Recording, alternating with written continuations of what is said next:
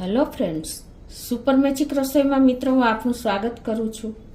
આજે હું આપણે કાયમી એટલે કે દરરોજ રૂટીન ઉપયોગી એવી ટ્રીક અને ટિપ્સનો વિડીયો તમારી સાથે શેર કરું છું, જે તમને ચોક્કસ ઉપયોગી થશે. ગમે તો લાઈક કરજો, શેર કરજો અને સબસ્ક્રાઈબ કરવાનું તો ભૂલતા જ નહીં. અને મિત્રો બાજુમાં રહેલું બેલ આઇકનને પણ પ્રેસ કરજો, જેથી કરીને લેટેસ્ટ વિડીયોની માહિતી તમને મળતી રહે. તો મિત્રો આપણે જો રૂટીનમાં તાવડી થોડો ટાઈમ થાય ને ત્યાં તૂટી જાય છે, એની પાછળનું રીઝન એ છે કે આપણે દાદી નાની પ્રોસિજર કરતા ને તાવડીનું લાંબો સમય સુધી ટકે એ માટેની, એ આપણે હવે નથી કરતા. એટલે થોડોક ટાઈમ થાય ને ત્યાં આવી રીતે વચ્ચે તિરાડ આવી જાય. જો મિત્રો, તો આપણે ઘણી વખત શું છે, તાવડી આપણે ગેસ ઉપરથી ઉતારી અને સીધી આ રીતે મૂકી દઈએ છીએ નીચે જ પ્લેટફોર્મ ઉપર. એટલે ગરમ તાવડી હોય છે ને, નીચે આમ સીધી રહે છે ને, મૂકી દઈએ છીએ ને તો પણ ઘણી વખત તૂટી જાય છે. આના ઘણા બધા કારણો હોય છે કે તમારે આવી રીતે કોઈ દિવસ નીચે સપાટ નહીં રાખવાની.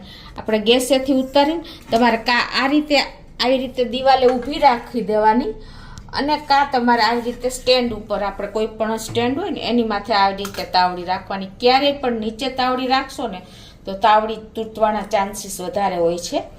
અને બીજું કારણ હું તમને બતાવું કે આ રીતે આપણે ભીનામાં પણ ક્યારેય તાવડી નહીં રાખવાની, તો પણ તમારી તાવડી જલ્દી તૂટી જશે. હવે હું તમને એ શેર કરું છું કે આપણે લાંબો ટાઈમ સુધી આ તાવડી કઈ રીતે રહીએ ને, આવી તિરાડ ન આવે ને, એના માટે તમારે શું કરવાનું છે કે આવી રીતે જો આપણે તાવડી લીધી હોય ને ત્યારે જ આ પ્રોસિજર કરવાની છે. એકવાર વાપરા પછી તમારે કાંઈ કામ નહીં લાગે. એટલે પહેલાં આપણે ગેસ ઓન કરી અને આ રીતે ફૂલ ફ્લેમ ઉપર જ આપણે તાવડી મૂકી દેવાની છે. અને એમાં આપણે આ તાવડી ગરમ કરવા માટે થાય ને એ પહેલાં જ આપણે 2 ચમચી આ રીતે મીઠું નાખી દેવાનું છે. અને એને ફરતું આપણે આ રીતે તાવડીમાં ફેલાવીને અને ગરમ કરી લેવાનું છે.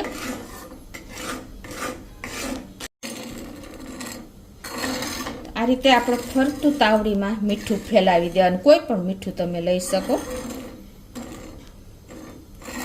આ મીઠાને ફૂલ ગરમ કરી લેવાનું છે. એટલે મીઠું આવી રીતે ગરમ થશે ને તાવડી, માટીની તાવડી સાથે, એટલે તાવડી રીઢી થતી જશે. આપણા દાદી નાની આ જ આઈડિયા અપનાવતા, એટલે લાંબો સમય સુધી તાવડી તૂટતી નહીં મિત્રો. આ રીતે જો મીઠું આપણે શેકી લેશું ને માટીની તાવડી નવી હોય ત્યારે જ, એટલે એકદમ આપણી તાવડીનું રીઢી થતી જશે. આ પ્રોસિજર મિત્રો આપણે તાવડી વાપરા પહેલાં જ મેં તમને કીધું એમ કરવાની છે. જ્યારે તમે નવી તાવડી ગેસ ઉપર મૂકો ને ત્યારે આ પ્રોસિજર કર્યા પછી જ આગળ આપણે વાપરવાની છે. હવે આ મીઠું પણ શેકાઈ ગયું છે, તો એમાં આપણે 2 ચમચી બાજરાનો લોટ નાખી દેશું.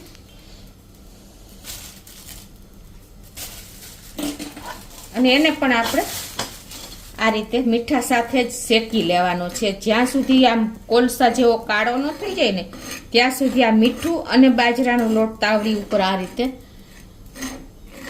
આપણે શેકી લેશું.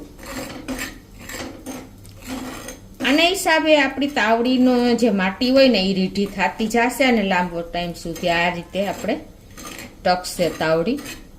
નહીં તો શું થાય છે કે આપણે લેડીઝ લોકોને, અત્યારની લેડીઝને કે છોકરીઓને ખ્યાલ નથી હોતો, અને આપણે ડાયરેક્ટ આપણે તાવડી વાપરીએ છીએ, રસોઈ કરવાનું ચાલુ કરી દઈએ છીએ. પણ જો આપણા દાદી નાની આ રીતે, મારા દાદીએ મને આ રીતે શીખવાડ્યું હતું કે તમે આ રીતે નવી તાવડી હોય ને ત્યારે ઉપયોગ કરો ને, આ પ્રોસિજર કરો ને, તો ક્યારેય તમારી તાવડી જલ્દી નહીં તૂટે.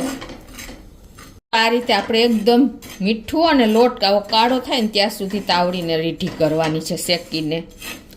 તો હવે આપણે જો આ બધું ભેગું કરીને અને કાઢી લેશું. તો આ રીતે આપણે એને ક્લીન કરી લેશું. આ રીતે જો આપણે સાવ બધું બાળેલો હોય ને લોટ ને મીઠું એ કાઢી અને પછી તમારે વાપરવી હોય ને પહેલાં આ રીતે આપણે ક્લીન કરી લેવાની છે કોટનના કપડાથી.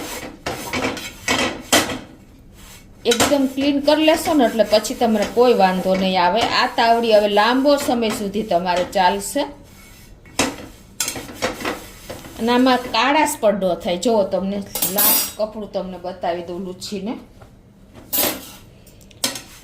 આ એકદમ આપણી રીઢી તાવડી તૈયાર થઈ ગઈ. હવે તમે ગમે એટલો ટાઈમ વાપરો ને તોય વાંધો ન આવે. જો કપડું પણ આપણું બગડતું નથી, જો છે ને. તો મિત્રો, નવી તાવડી વાપરતા પહેલા આ પ્રોસિજર ખાસ કરજો, એટલે લાંબો સમય સુધી તમારી તાવડી તૂટશે નહીં અને તમે એનો ઉપયોગ કરી શકશો. મિત્રો, તો તમને ચોક્કસ રોજબરોજ ઉપયોગી એવો વિડીયો ગમશે. ગમે તો લાઈક કરજો, શેર કરજો અને સબસ્ક્રાઈબ કરવાનું તો ભૂલતા જ નહીં.